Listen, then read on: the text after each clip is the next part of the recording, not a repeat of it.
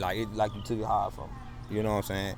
And after that situation there, JB did fall into a dark place, man. He fell into a dark place that only him and God can, you know what I'm saying, get him out of it. You know what I'm saying? And that's very difficult to come out of when you got so much hurt to where it makes you angry. You know what I'm saying? Like that's you really have to live your life without this certain person. And that, you know, that's how he was looking at it, like, damn, this shit really happened. He really not coming back. You know what I'm saying? Cause you know how you can watch the news and be like, damn, it's fucked up. Until it knock at your door and you open the door on it. You know what I'm saying? On tragedy, you're like, damn, this shit in my house now. And every time I go in this house or go in this room and certain things happen on these days they're supposed to happen, sitting at the table tripping, eating breakfast early in the morning, 7:26 in the morning when mom get up cookies. So we sit down at the table at 7:26 every morning. Now I don't want to come to the table because this person ain't gonna be sitting in their chair. You see what I'm saying? So you looking at it like that. So you got that hurt that make you sad, and you got that hurt that make you angry. That hurt made him angry. You know what I'm saying? Like he didn't believe in love no more. He questioned God's mind. He just fell into a real dark place, man. When we talked to him after he got sentenced, we talked to him, and he was like, "That's the reason why I got out there like that." He said, "I was hurt so bad by the people that's supposed to love me that I didn't even believe in love. To the point where I wanted to see people hurt." You know, he said, I love people so much. He said, but I got a joy out of inflicting pain on others. And he was like, this one brought up in me. It was, you know, if I feel like this is what I had to do because, you know, it was so different hearing him talking about that after he got convicted. But he wasn't mad about it. He was like, he ready for it to be over with. Right. But that's another story. Believe it or not, though, it was in the making back when he was in school when one of the officers back then that y'all probably familiar with, they actually created a tactic team for them. We pose to a former mentor of a suspected fam mob gang leader from tonight, just indicted by a grand jury. WMC Action News 5's Janice Broach is live with that breaking news update tonight. Janice? Well, federal prosecutors made the indictment about James Earl McCracken here at the federal building. Now, I talked with a man who mentored McCracken in high school, a man who tried to get him to take the right path.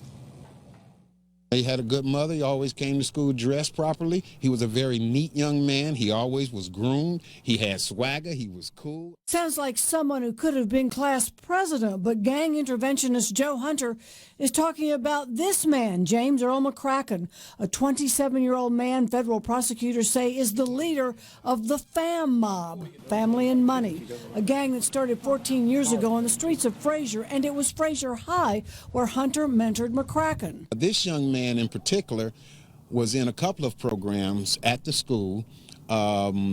I had him in my program working with him one-on-one. But McCracken apparently chose to stay in the gang, become the head governor in a group that is run like a business with CEOs and membership dues. The Fam Mob organization is one that's very known to be very violent, notorious throughout this community. A grand jury indicted McCracken in a murder involving a suspected drug dealer. Prosecutors say McCracken ordered gang members to rob Barry Graham of his product.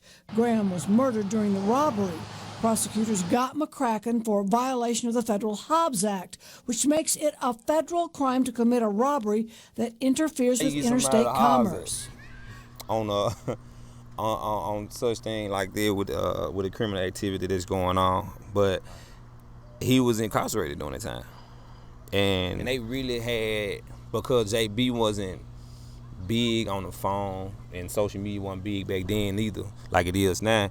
So a lot of things was allegations, like, you know what I'm saying. It was like I'm guessing, you know what I'm saying, that he had something to do with it type stuff. So, you know, with that being said, though, you know, they created a whole tactic team for them, and they never could link JB to anything. Cause he wanted that type of, you know what I'm saying, do the things that, like that they were trying to make him out to do. But you know, yeah, it started way back then though, man. So it was already in the making. They just had to wait for that link. You know, in every situation, you know, every little gang affiliated group or whatnot, you just wait for that one person or maybe two, however it come though. So with it, you know, 'cause they were pushing hard though. I ain't gonna lie, the fam were pushing hard on 411. How powerful was like the fam? Oh man, they was Originally it was Frazier fam. right. It was Frazier fam. They started over there in Overlook actually. For real? Yeah, they started. Perfect. Yeah, so they started over there in Overlook somewhere, I guess. You know what I'm saying? But they were real powerful, man. It had got to the point to where you had the second person in command and the gangster disciples, man, coming down here to try to make, you know what I'm saying, the fam mob a branch.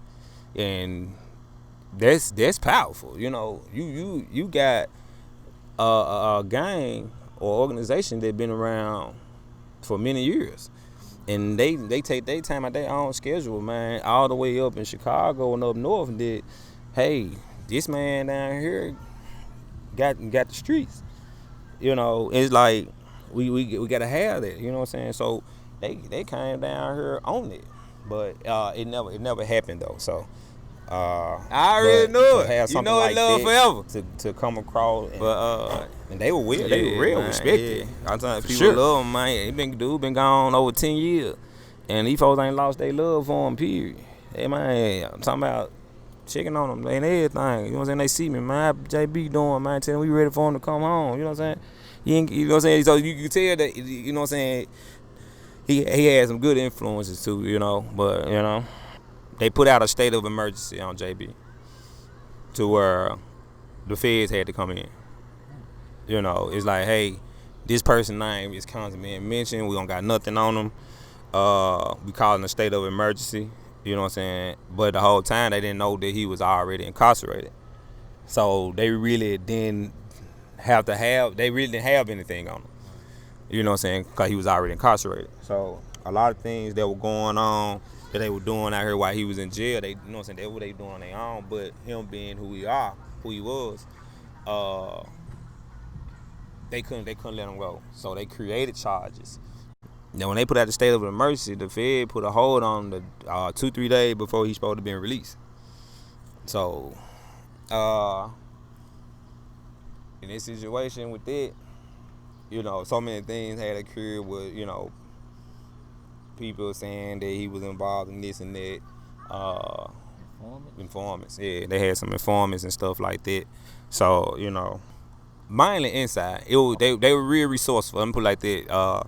To where if whatever they said, they believed that it was 9 times out of 10 true, because he, you know what I'm saying, they was in it just as long, so they had that time in it to where they believed that if this person said something, it's more likely true.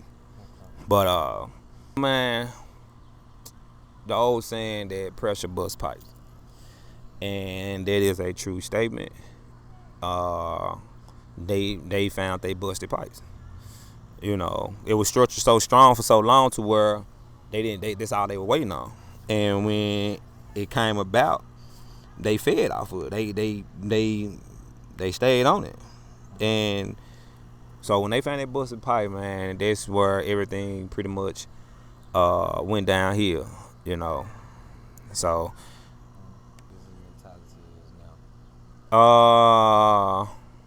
his mentality now is definitely different, because he lost a lot of time that he can't get back, you know. And he have been making many changes, because I be writing letters to the warden and stuff to allow to him to talk to kids. Sometimes they give him time out to call me while if I host an event to speak to children and stuff like that. His warden give him the allowance to use the phone and make the call, you know, and to reach out to the kids. And, you know, so stuff like that, and just his input on things. Like, he definitely want to give back to the community in a positive way. Like how he's like, man, I took so much from our communities. You know what I'm saying? With him being a voice the way he is, cause he definitely has a voice. He can make those changes, and he's using it now in jail when he be talking to a host of kids. Cause my events sometimes I get up to 100, almost 200 children, and What's the event plug? me and my partner Tavares, we be throwing little events for the children at the Boys Club up there on Sycamore View. And when he make a call to me, I let him know when. He'll reach out to the warden, and the warden reach out to me, and we'll email the warden of what we got going on and stuff like that. So if the events, if there's just something so happen because he in max security, if it happened to where they lockdown or anything like that, they allow him to get out to be able to speak. They give him a 20-minute speak on the phone to where he speaks to the children. And in a way, it's good because it's coming from somebody in jail. It comes from somebody that went through a situation to where I'm using my experience to save y'all from this, you know what I'm saying, this situation. And he doing just that. So with that being said, like, that's a great start for him, you know. I'm still you know what I'm saying, I'm very resourceful. So when he get out, he'll definitely have a platform to reach out to the children. Like, you know, like I say, they see him all on Fox 13 and stuff like this, so he'll be a familiar face. And someone of that nature, or who been through such experience, cause he been locked up ever since he was 22, 23. So he finna be 33 this year. So you know what I'm saying, you talking about 10 years that you can't get back. You know what I'm saying? When he get out, his two oldest boys gonna be like 17, 18. You know, you experience so many losses like that to where, you know what I'm saying, you have to get right. You know what I'm saying? He was already right. Like I said, the situation just was different. You know what I'm saying? Where it left him with no choice, no other choice. You know. I didn't know he was a father. Yeah. That Joker got about 6 kids. Yeah.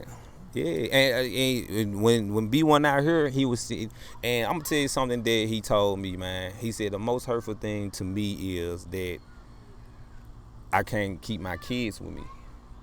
He said I didn't think that. I said when I wasn't having kids, it was just me.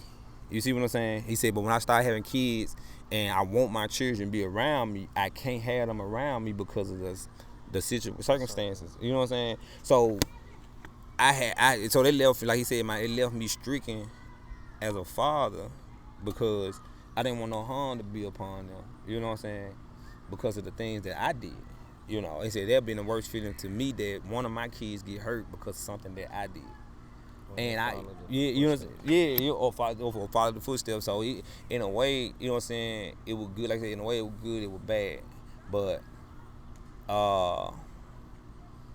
B got a great heart, man. Like like he said my reputation may hunt me. I said, but before I let my reputation kill me, I gotta put a good outlook of me out there. You know, I gotta have these children really turning their cheek to the stuff that goes on in poverty. You know, and let them know, man, it's on a temporary. You know what I'm saying? But there's a lot of kids, you know what I'm saying, that we have to look out for. You know what I'm saying? It ain't gonna take just him, but he can be a voice for sure. Cause for a person to create something that's 200,000, maybe 300,000 deep. You know what I'm saying? And they started that, him and a couple of people, they started that when they were like 11 or 12. That's powerful, man. That's a powerful voice for a person to be that influential on a person. You know what I'm saying? But he definitely gonna be a great resource with a lot of things that's going on right now. You know, trying to get back to our children, trying to find ways to save our kids. So he definitely gonna be a voice for sure.